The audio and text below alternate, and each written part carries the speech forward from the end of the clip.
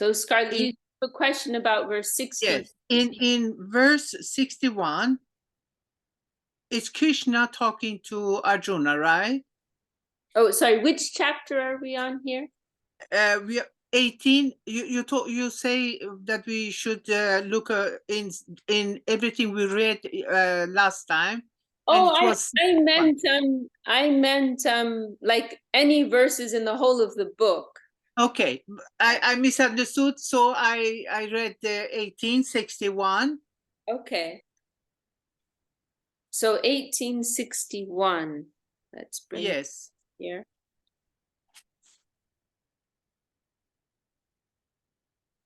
Okay. Ishvar sarva bhutanam hridesha arjuna tishtati brahmayam sarva bhutani yancharudani mayaya. Yes. It's Lord Krishna talking to Arjuna, right? That's right. But why do he says the Supreme Lord is situated in the heart, like he talked about the third person? Mm-hmm. You know what I mean? Right, right.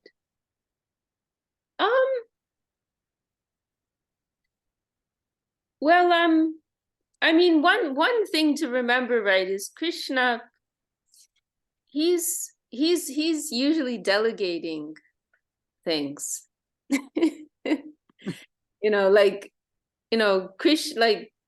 Krishna has different forms, right? Krishna has different expansions. And, in Vishnu, he's carrying out some functions. As Paramatma, he's carrying out some functions. The highest, of course, is Krishna in Vrindavan, right? Playing with the gopis, playing with the cowherd boys, playing with the cows, playing the flute, right?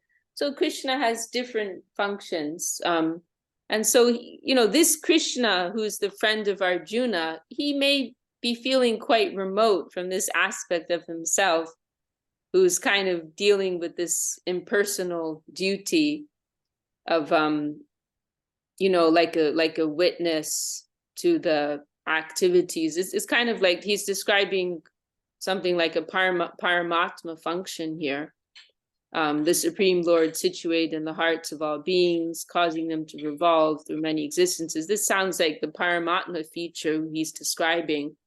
And Krishna is actually pretty far removed from that feature of himself. So, I mean, it's coming from him. It is him, but it's not him at the same time. Krishna is a much more developed aspect of the Lord. So, I mean, that seems to me to be the answer to that. But another thing is that, it's not that uncommon for persons of an evolved consciousness to refer to themselves in the third person. I mean, you do see that sometimes. Even nowadays, in some cultures, in some languages, persons will refer to themselves like that. There's this kind of distance from oneself, So it is seen, Also, Krishna's also in the mood of an instructor, right? He's in the mood of a teacher. So a teacher may be distancing themselves from what they're teaching, right? And they're just presenting something, as an instruction, and they don't necessarily want to involve themselves in that. So I feel like in Bhagavad Gita, Krishna's kind of like moving back and forth. Sometimes he's asserting I am the supreme absolute being, and other times he's kind of a bit more removed from it and just saying, oh, this is how it is. He's kind of like, shifting the boundaries around. Marie's saying, my grandmother used to refer to herself in the third person when she was asserting her role as a matriarch. That's funny. Yeah, I mean, I have come across it. It's not that uncommon. And in some cultures, I've seen in some Asian cultures, it's, it's like almost like a convention. And it does happen, it does go on.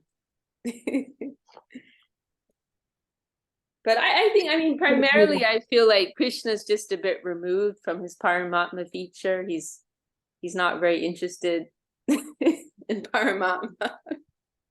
I think Paramatma is a bit boring for him. It's like, oh yeah, that guy who has to deal with all the conditioned souls. Oh yeah, he comes from me. Yeah, that's right. He's just kind of distant from that feature of himself. So I hope that answers your question. Yes, thank you. The next one was 64. Okay. And in that, Lord Krishna says, I have to take it in front of me so that I can read it right. I have wrote it in Swedish, but I have to there. Now again, hear my supreme teaching, the most hidden treasure.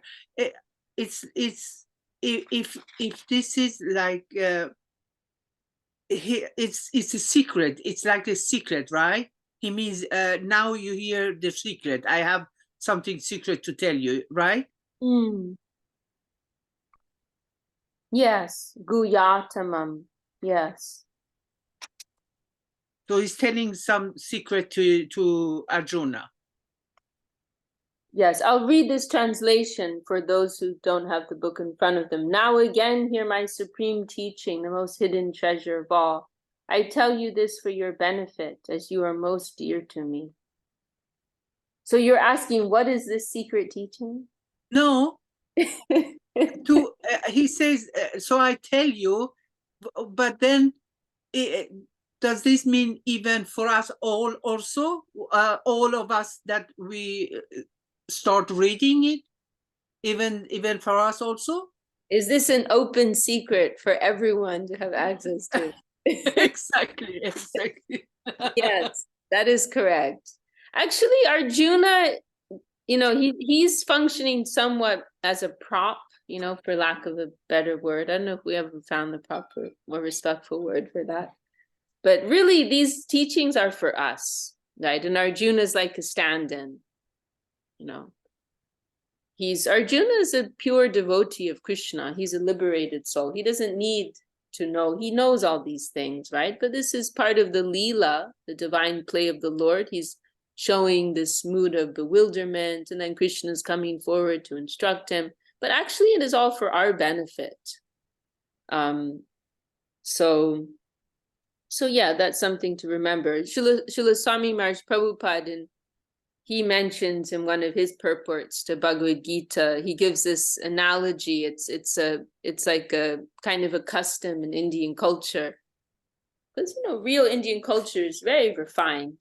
That if and there's so many like points of etiquette, and actually in any high, it's kind of a lost thing in our modern world, but in any like high culture, of bygone ages, there are all these intricacies, right? And interpersonal dealings, different conventions and etiquettes, right?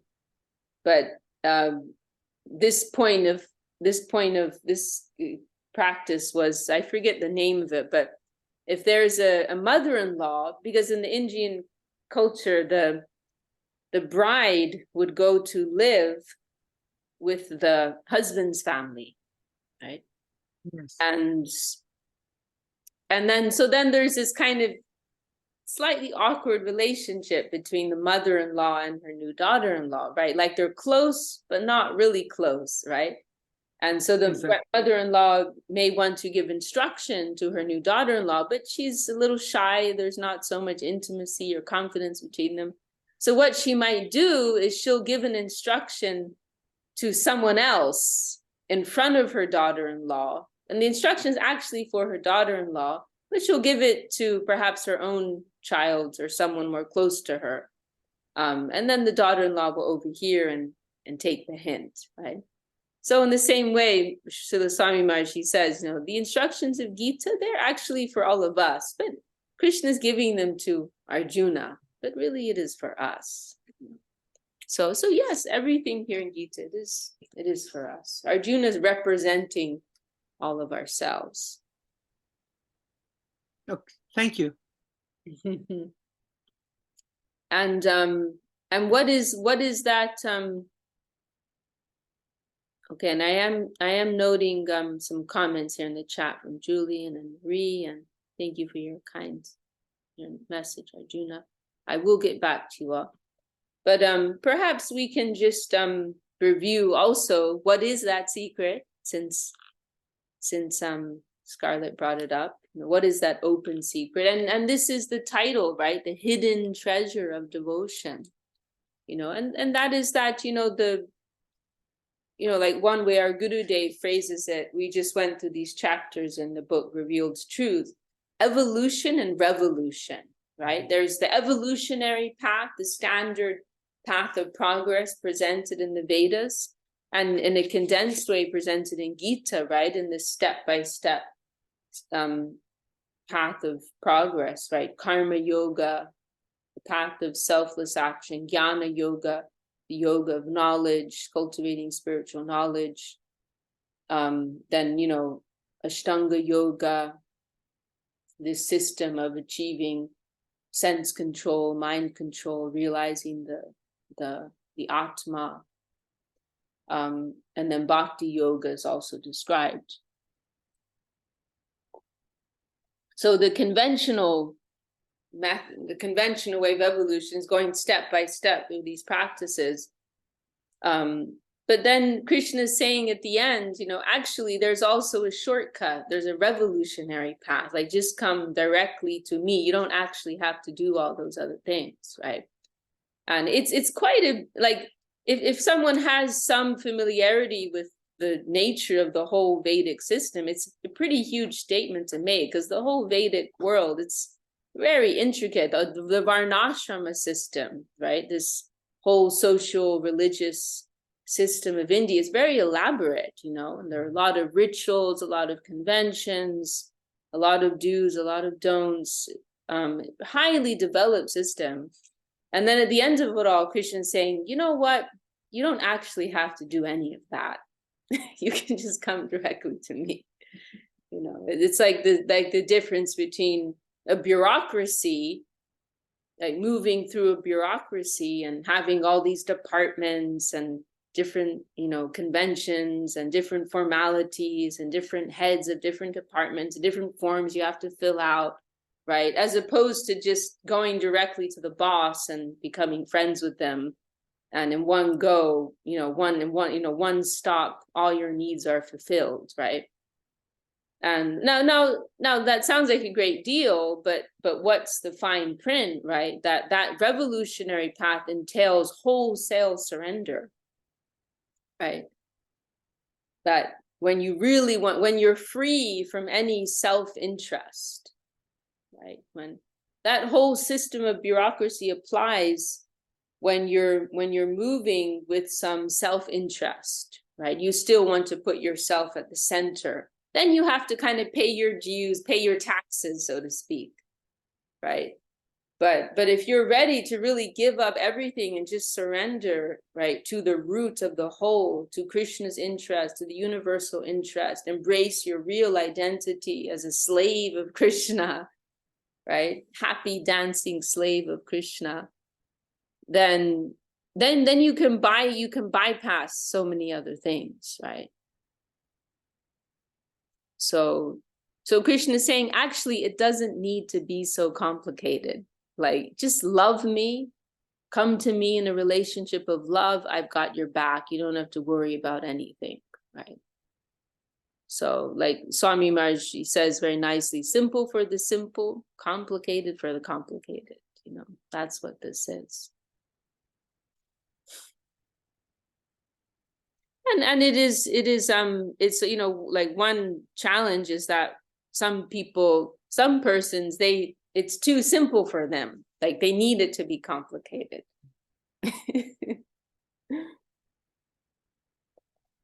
This bhakti stuff, this is for the sissies, these are the people who can't handle renunciation or aren't smart enough, to go deep into the Shastra, the scripture, and all these things. But it is not like that. And if we understand that everything is ultimately about relationships and love, and love transcends everything, then it all makes perfect sense, right? You know, through a link of love, you get everything. So, you know, we want to cultivate, you know, and through Sharanagati, right? Through the practice of surrender, Sharanagati, that's really what our practice is about. Through that, we are approaching, developing, awakening our natural loving relationship with Krishna. So this is like, you know, the open secret of the Bhakti school, the open secret of Bhagavad Gita. And welcome those of you who came in a little later. I see Ramananda Prabhu here, and Suvasini Didi is here. And Dandos Vishaka Didi, Dandos everybody. Sorry, got a little late. no problem. And I think that may be Radhana Rupini also there. Okay, well, Julian had a question. I think it says, oh, Axel's here too. Cool. Hello, Axel. Hey, Vishaka. How's everything? Good. I'm about to head to ISKCON, LA to celebrate his disappearance day. Oh, that's right. It's today on ISKCON's calendar, right? On our calendar, it's tomorrow, actually. That's right. So yes, today ISKCON is honoring the anniversary of Srila Swami Maharaj Prabhupada's departure from this world. So we definitely want to honor him. Our Guru Dev described him as the first guru in the Western world, and we're all so indebted to him. Without him, you know, we wouldn't have any information about any of these things. I was thinking today, you know, like like these teachings, it's like giving us a map to reality. And without this, it's like we're just floating at sea. You know, we're so blessed. We're being given this very clear, you know, roadmap, you know, what is what, who is who, where are we, what is the way, right? Otherwise, we're just lost in a world of experience, you know, sense experience, emotions, confusion, what is what, you know, who is who, we don't know. Right? But our gurus, you know, the scripture, they're giving us this very clear understanding. And this is everything for us. So our wholehearted respects to the lotus feet of His Divine Grace, Srila A.C. Bhaktivinoda Swami Maharaj Prabhupada. He opened the vault, right, for the Western world, gave us all free access to this. And then through his grace, we also connected with our Guru, Srila Bhakti Rakshak Sridhar Dev Goswami Maharaj and Srila Bhakti Sundar Guru Dev Goswami Maharaj. So important, we honor him this time. Okay, Julian. Oh, and also Sudevi joined us from all the way from Australia. And Sudevi actually was just in Thailand. They were having some grand festivals there. And just got back, I think, yesterday to Australia. Very happy to have you with us, Sudevi. Okay, Julian's waiting. He's got his mic open.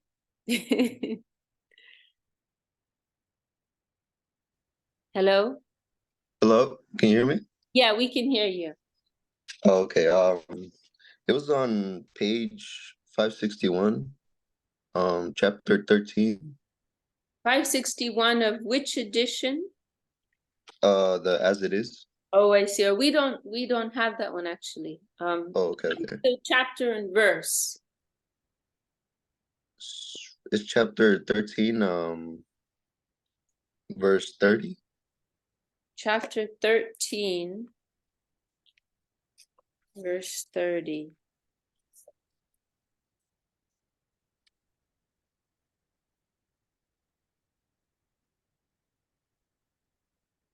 And I see Brajabala has her hand raised, and Lynn is in the waiting room.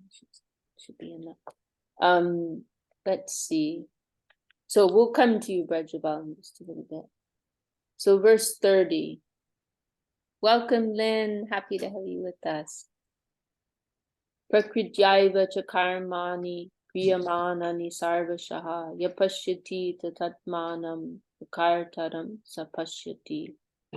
He who sees that all actions are brought about only by material nature sees himself as a non-doer. Okay, nice one. So what is your question? Wait, can you repeat that again? I think. Oh, you have a different translation in Oh, so they translate it differently yeah, I on mean, little different books. differences. It's the same meaning, but little differences in the translation. Do you want to read your translation? Yeah, my translation is one who can see that all activities are performed by the body, which is created by material nature, and sees that the self does nothing, actually sees. Okay, yeah, it's the same meaning. Here, perhaps it's a little more concise, seeing oneself as the non-doer, right? That, I don't know, maybe that other one's more clear, but the same meaning. So you're asking Yeah. for interpretation. Yeah. So how can we understand that we are not the doer? Is that what you're saying? Mm-hmm. Can you read your translation there again? Yeah. One who can see that all activities are performed by the body, which is created by material nature or of material nature, and sees that the self does nothing, actually sees. Okay. Okay, well, yes, I mean, this is like kind of a phrase. So I see Ganglila also. Great, everyone's getting into it. It's fantastic. Ganglila has her hand raised too. Yeah, this is something you'll hear our devotees often say, but they don't always understand what it means, like you're not the doer, I'm not the doer. And you see, the soul, like our real identity is soul, right? We are Atma. And the soul has three faculties to will, the willing faculty, like they can desire, want, right? The thinking faculty, the consciousness, to think, to have awareness, cognizance. And then the third and most profound, we could say, feeling, the feeling faculty, the heart aspect, the emotion aspect. So willing, thinking, and feeling. Willing, feeling, and thinking. These are the three faculties of the soul. Now, so how does this translate like in our practical day-to-day lives? We can desire to do something, right? But that doesn't necessarily mean we'll be able to do it. That depends on a number of factors. That depends on our karma, right? What is our actual physical, mental capacity according to our karma? What is the environment that we're in, right? The collective karma, combined actions of so many others, right? There are so many forces within the environment that will come that need to come together to allow something to take place. Let's take a simple example that you want to grow some tomatoes or tomatoes. Since you're in America, you can want to grow some tomatoes. But in order to do so, there are a lot of things that are necessary. First of all, your body has to be working properly, right? Your brain and your muscles have to be in sync, right?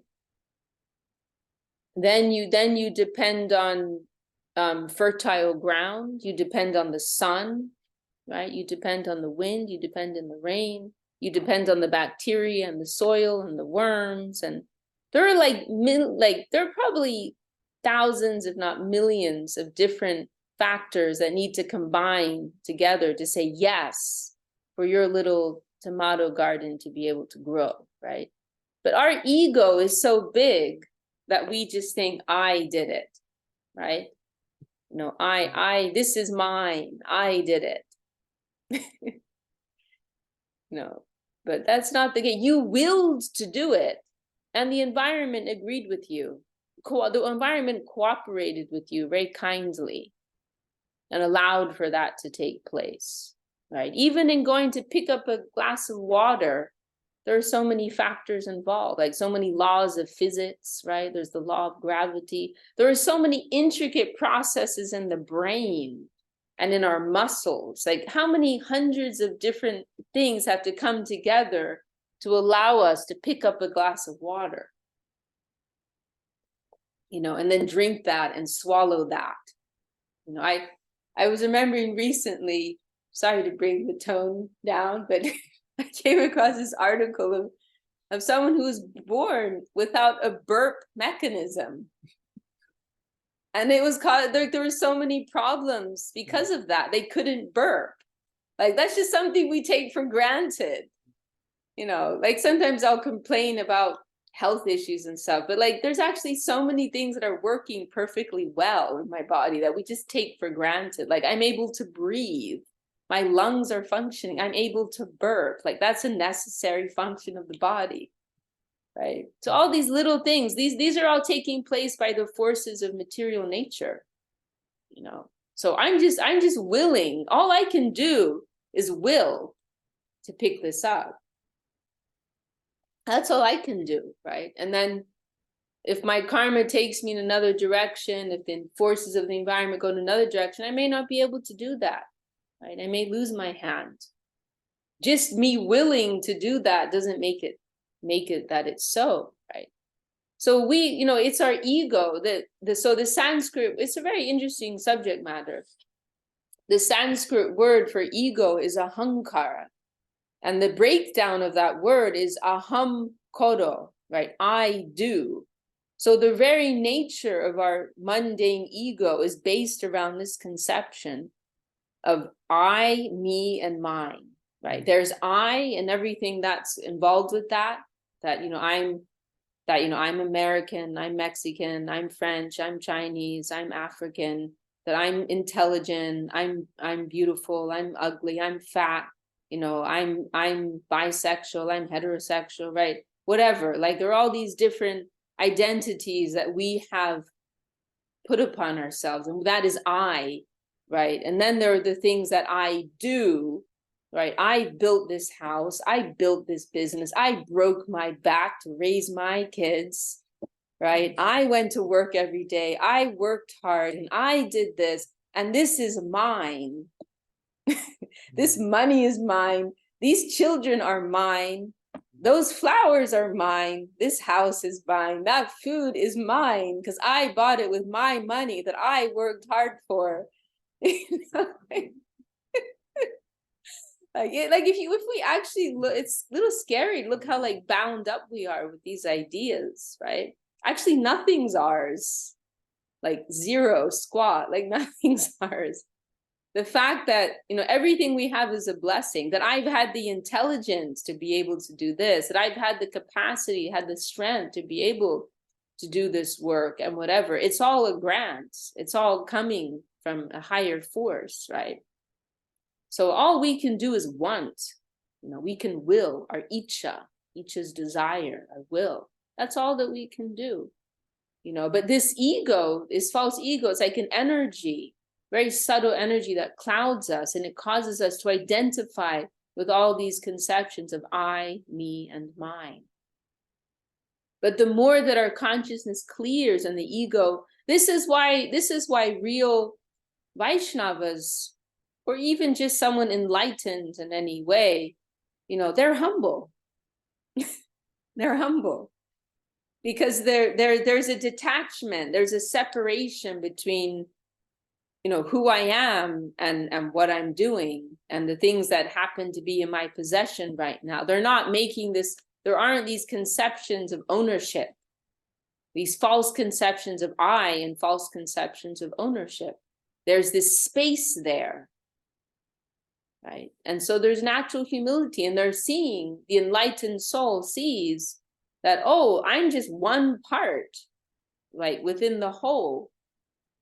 there are so many billions, millions of other living entities moving around, and there are so many other factors that are allowing different things to happen. I'm just one tiny part of the whole. So there's this natural humility that saintly people will have, because they have more space in their perception of things, right? So they'll have that feeling, I'm not able to do anything, right? And nothing's mine. The energy that's come to me, the capacity, the intelligence, none of it's mine. It's all coming. And that's also why the Vaishnavas, they want to serve the Lord, because they're seeing everything is the Lord's. So it's natural. I use it in the service of the Lord. That is just a natural thing, Otherwise, everything we have, we're just running on borrowed money, borrowed energy. We're taking energy from the environment, we're borrowing it, and there's interest too, right? And we're just using it for our own purposes, but it's actually all belongs to the Lord. So it's just natural. Let's use it for him. It's his anyway, and let's take it as an opportunity to make an offering of love, to give him what's already his. And maybe we'll decorate it a little bit in some little way with other things that are his. So there's this natural humility and desire to serve, that will come in the hearts of the enlightened souls. Does that answer your question? Does that clear things up, Julian? Yes, thank you. Okay. And we have a few hands raised. Who's next? Well, I think Marie's been waiting longest. You wanted to share a verse. I mean, I don't care about the waiting part, but the verse that always sticks with me is chapter 2, verse 11. So that tells you, how early on in this whole process I am. And I'm way back in chapter 2. It's actually a very significant chapter, because it's kind of like a concise presentation of all the teachings of Gita. Like everything's pretty much in chapter 2, actually, in a concise way. So verse 11, huh? Verse 11, the Lord said, "O Arjuna, you are lamenting for that which is unworthy of grief, yet speaking words of wisdom. The wise lament neither for the living nor the dead." Mm-hmm. And I think the reason I always remember this verse is because it basically sums up everything the Lord has to say to me most of the time. Because it's just basically, yes, you're right. Yes, it's hard. Yes, it's confusing. Yes, yes, yes. Okay, freaking out about it is not helping. It's basically what it comes down to, and I have to be reminded of that a lot.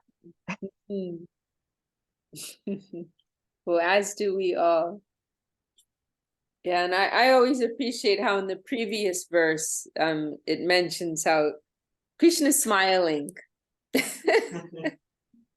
When Arjuna's crying and Krishna's smiling, and it to me it's like a very vivid depiction of the fact that like when you're in enlightenment, every wave is favorable, right? Everything is a smiling moment. But when we're in the lamentation of illusion, under the influence of mundane ideas, conceptions, then we will be crying, right?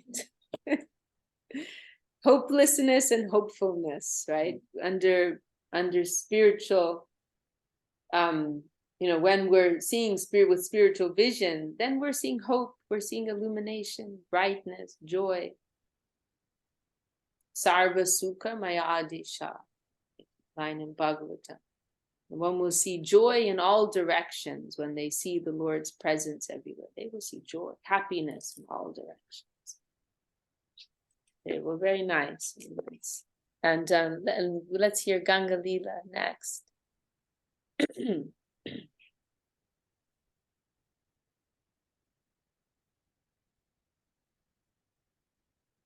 I lowered my hand first. I'm so weird.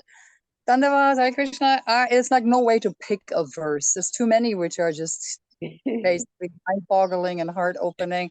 But I kind of feel this is something I should be having ready. I like learn it by heart, because in my experience speaking about Krishna, speaking about God, and running into people who are neophytes, who have it's a very common thing to have that argument.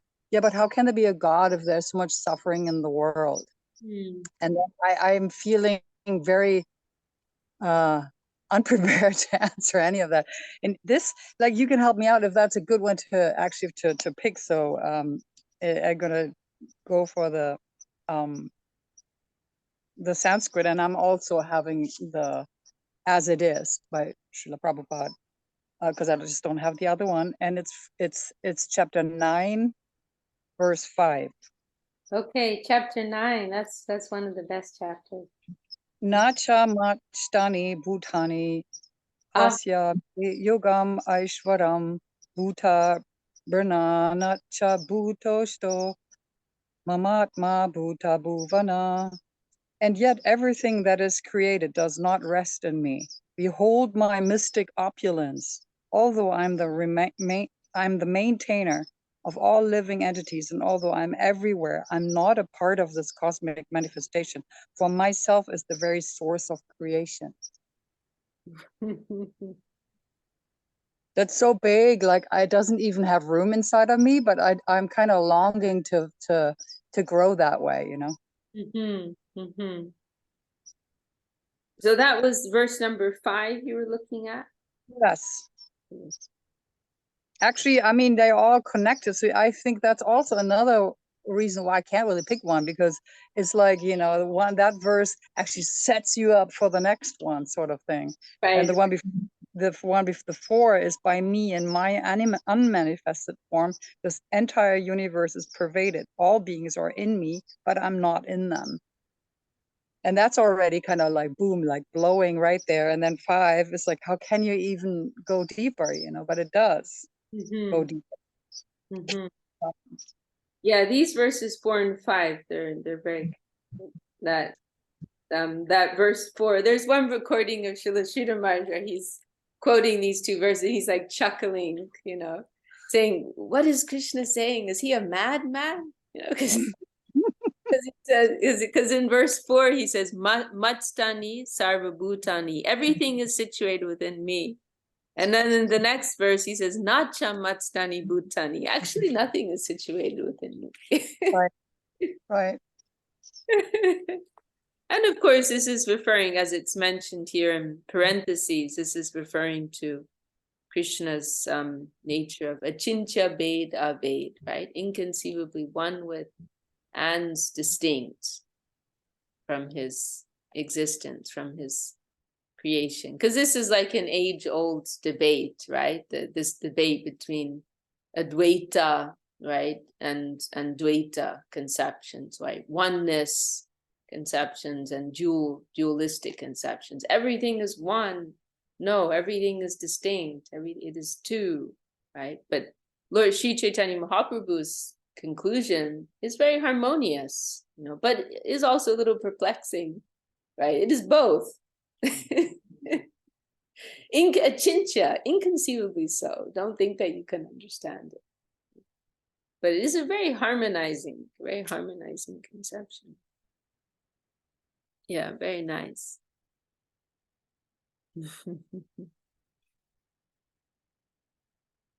Okay, well, we have other hands raised. Braja Bala's had her hand raised for a while. I have a question. Vishakha, could you please elucidate a little further, if possible, on Krishna's saying in Bhagavad Gita that you can come directly to me, you can forget Ashtanga or any other type of yoga, what it really means in practical terms for a sadhaka? How can we come directly to him? And also, I have heard, on the other hand, some time ago, our teachers saying, in particular, Avadhut Maharaj in one of his lectures, he said that for a sadhaka, entrance into Krishna Lila is only possible through the Gora Lila. So it's not actually possible for us to go directly to Krishna. We can only go through Mahaprabhu. So how to reconcile these two? I don't know what is Shastric reference of this phrase that we can only go through Gora Lila, because this I have heard from Avadhut Maharaj in one of his lectures. But if you could please help me reconcile within my mind between these two concepts, that we can go, Krishna is saying in Bhagavad Gita that we can come directly to him, and what does it really mean? How can we do it practically? And on the other hand, that we cannot go directly, but only through the Gora Lila. How to reconcile this? Right, right. Well, I mean, one thing we have to remember is that Bhagavad Gita is giving one level of instruction, and Bhagavad Gita is kind of like laying the groundwork. And there's and what is the real practice? In other words, Sharanagati, what is a real practice in a life of devotion? There aren't any details of that in Bhagavad Gita. Bhagavad Gita is like laying the groundwork. And so there's not so like for example, the importance of the Vaishnava, that's not really discussed in Bhagavad Gita. It's mentioned, hinted at in a few verses, but it's not really expounded upon in great depth.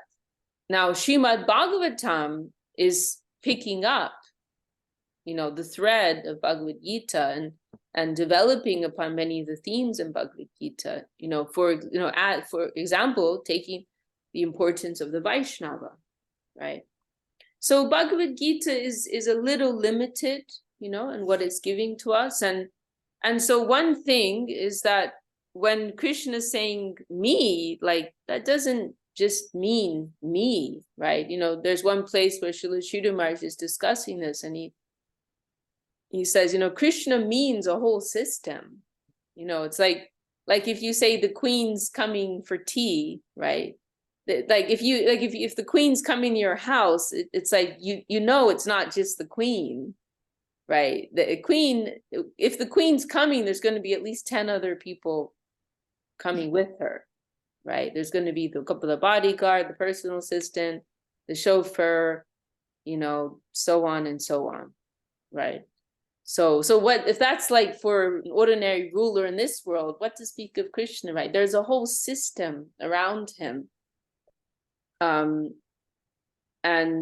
so, another thing is that, yes, it is possible to approach Krishna directly, just like you could write a letter to the queen personally, directly, right? But that's actually a bit of a distant relationship. If you approach the queen like through one of her best friends, you're going to be automatically in. Right, you're going to be part of the family. You're going to be in with the in crowd, rather than you're one of the remote citizens who's like another pile of letters on her desk, right? But if you're like you like make a friendship with one of the close friends of the queen or close assistants of the queen, then you're immediately part of the family, right? So it is the same with the Lord, and our gurus have given the example of Mirabai. You're probably familiar with Mirabai. She's revered as a great saint throughout India. And no doubt she is a great saint. She's a Krishna Bhakta, right? She's a great devotee of Krishna.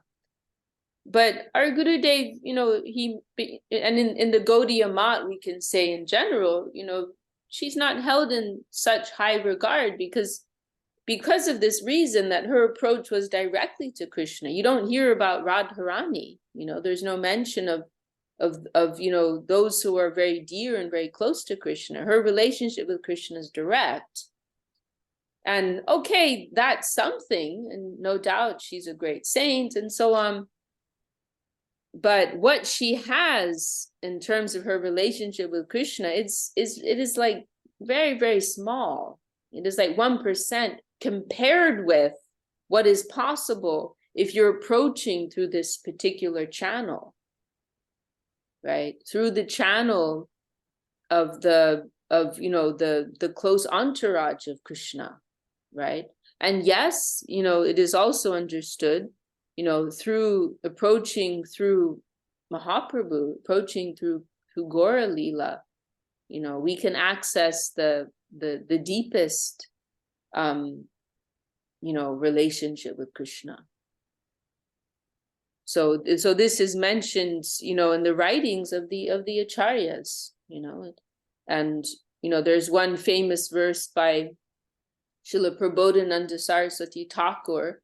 Prabodhananda Saraswati, I think you've heard of him, right? He was the uncle to Gopal Bhatta Goswami, who was one of the 6 Goswamis, and he was an extraordinary writer. I think he probably did meet Mahaprabhu in person, but I haven't heard so much about that.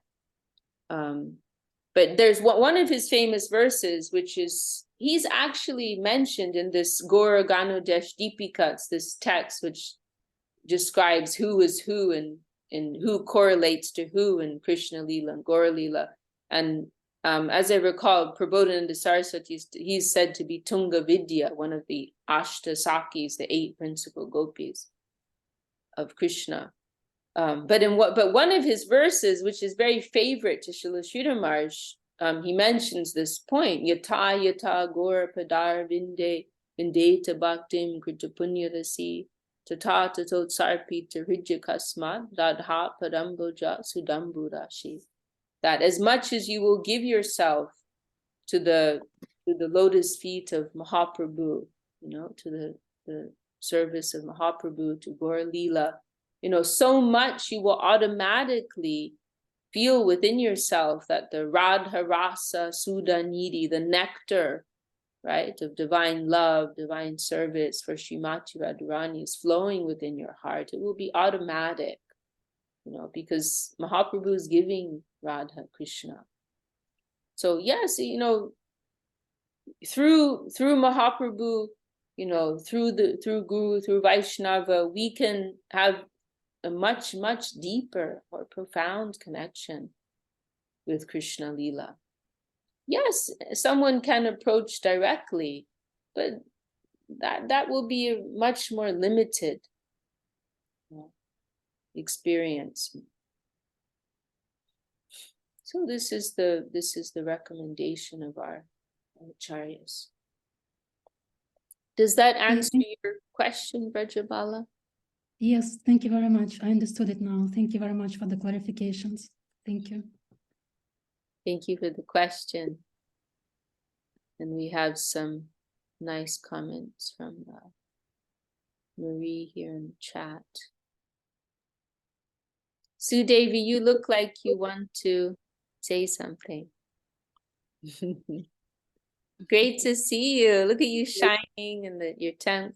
Tilak, Mangal Arti time in the temple in Australia.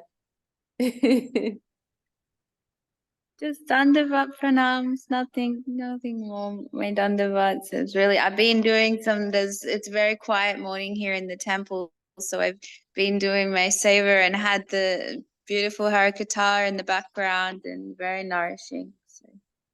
The sun is rising early. It must be pretty early there, huh? It looks like the sun. It's 6 a.m. It's 6 a.m. Okay, so it's later now. Yeah. The time changes. Okay. Yeah. But it's a cloudy day today. We had a big storm last night and Oh, beautiful. cloudy. Beautiful Govinda Dham. Okay, well, we do have oh wow, we're gonna have darshan. No, Mangal Arati already happened, or it's about to happen? Yeah. No, Mangal Arati's already happened. Happened, okay. Yeah. Jai Shri Gauranga Sundar. Jai. Well, we do have Scarlett. Is your hand still raised, or is that from before? Or is this another hand? Yes, it's another hand. In many places in Bhagavad Gita, Lord Krishna all the time says that he's the controller, he's the sanctioner. Nothing happened without his sanctioning it. Everything is under his control. Even whatever we do, it's controlled by him. It says in many, many places in Bhagavad Gita. So how to understand this? Well, there's direct and there's indirect, right? There's Krishna's in the background, like this, Krishna's passive, right? In this because remember, this mundane world, it's like a playground for the deviant souls, basically. You know, the rebellious, this world's like a playground for the rebellious souls. And Krishna is just letting us take a time out in the playground to get it out of our system, basically, right? So he's kind of like the monitor, like in the corner, making sure things don't get too out of hand, but he's just letting us like let off our steam, right? So he's in this mundane world, Krishna's like passively overseeing things in the background. So you can say like in an indirect way, everything's going on according to his will, but it's not direct because we're all like creating our own realities here. We're bouncing off of one another. We're creating our karma and then facing the reactions of that, right? We're acting according to our desires, and then we're facing the reactions to that, whether so-called good or so-called bad, right? So we're kind of like have free reign here, but it's all being regulated by the law of karma. And karma is also the Lord's system. That's also Krishna created that law of karma to help to keep us in check, right? To help us learn our lessons, make sure things don't get too out of control, right? Like, you know, like the school monitor will blow the whistle, right? If the kids are getting too crazy. So we can think of it like that. There's direct and there's indirect will of the Lord. So in the background, he's allowing things to take place. He can intervene if he wants to. And there may be special cases when he does, especially if his beloved Vaishnavas are concerned, right? Then there will be special cases where he will make a direct intervention. But generally, things are playing out according to our own actions and reactions, and he's allowing it to go on so that we can learn our lessons and eventually, you know, come to take shelter of his lotus feet. Does that answer your question, Scarlett? Somewhat. Thank you. Not fully, huh?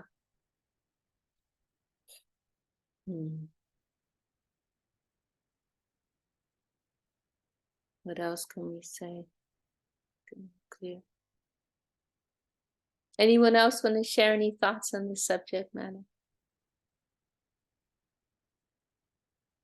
Marie looks like she has something to say. I was just thinking, anyone else want to really quickly, in the last minute we have, explain the whole thing with free will and an omnipotent God? It's like, you know, people have been trying to figure this out for thousands of years, and I just don't think human language is up to it.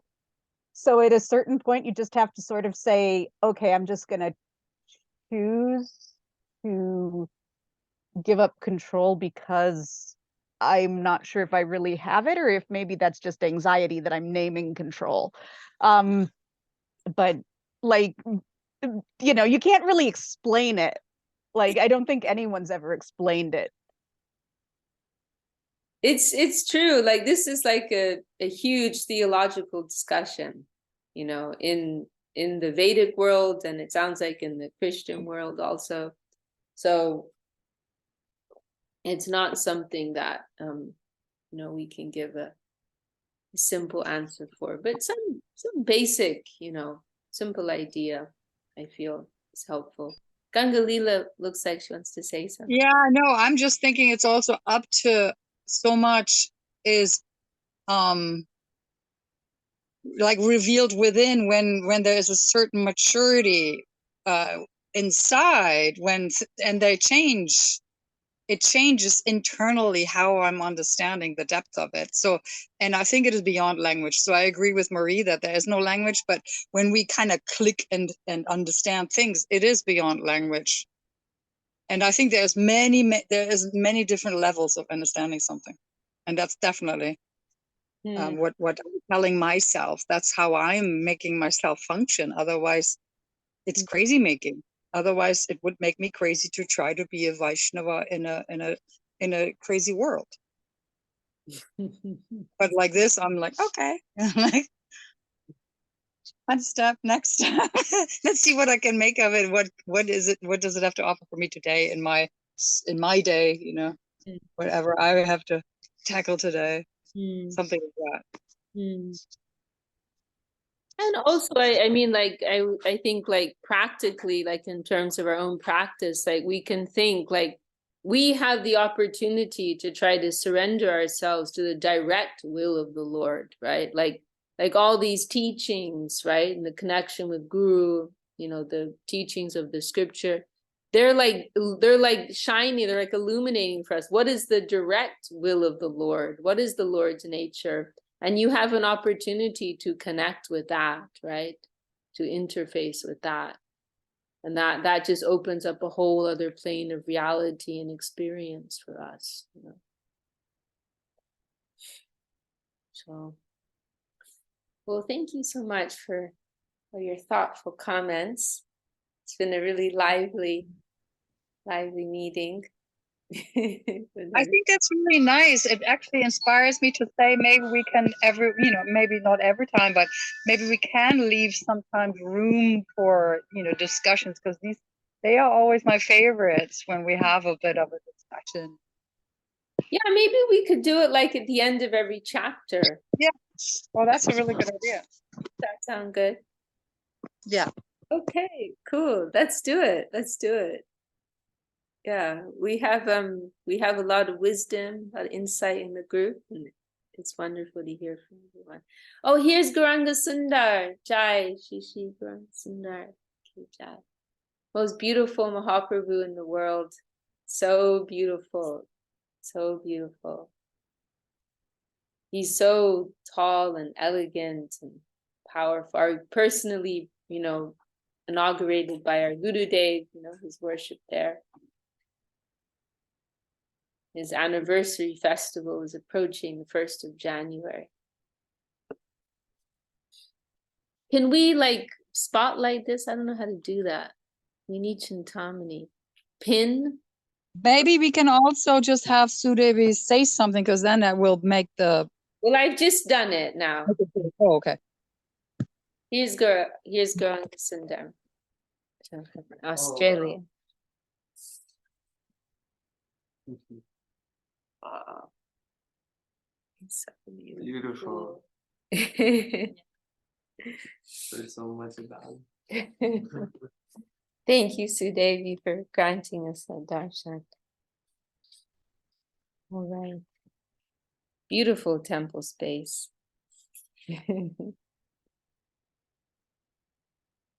Gurudev's Vyasa-san. Jai.